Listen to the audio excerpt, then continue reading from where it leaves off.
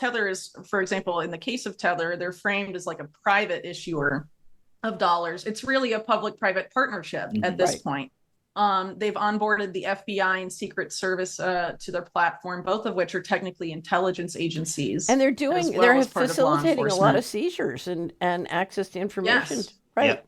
On behalf of the Treasury and being basically a tool of, American government sanctions. Right. And by extension, American foreign policy. And so obviously the dollar stablecoins that Tether issues come with a catch, right?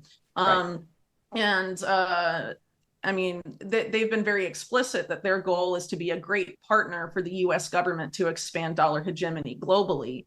And there's a lot of efforts from this broader PayPal group and also from Tether, which have, a significant amount of overlap, I'd say, to basically onboard hyperinflating economies in Latin America, some of which are a direct consequence of American government sanctions. You could link a lot of what's gone on in Venezuela, in Argentina, to policies either of the U.S. government in terms of sanctions or to entities like the IMF, which are U.S. dominated.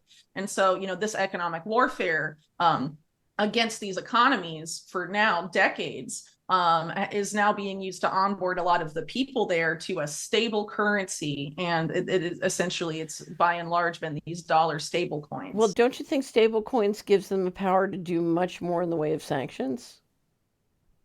Yeah, well, because it's programmable, surveillable, seizable currency, just like, what the concerns around CBDCs are. But those same things exist with Tether and are being utilized that way by Tether. And there's plenty of people, particularly in the Bitcoin media space, who criticize, debt-based monetary system and fiat in general, but are very keen to promote Tether.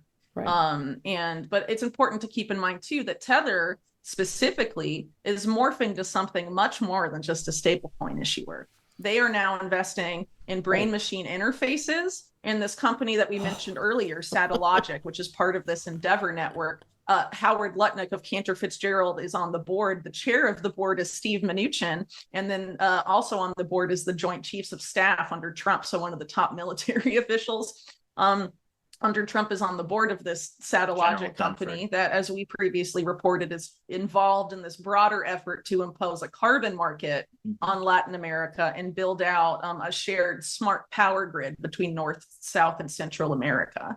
And it really seems like a lot of the overlap between those networks and what's going on in El Salvador. El Salvador has sort of been a beta test for this. It's a dollarized economy that's been cooed by the CIA numerous times, and it sort of seems like it's been a beta test for a lot of this stuff where it's framed publicly as being like, Bitcoin only or Bitcoin adoption, but it has all these ties to other entities like Tether and also to something like Algorand, which is run by this woman, Stacey Warden, who used to work for Michael Milken at the Milken Institute, and I believe was a big JP Morgan, debt baroness in Latin America.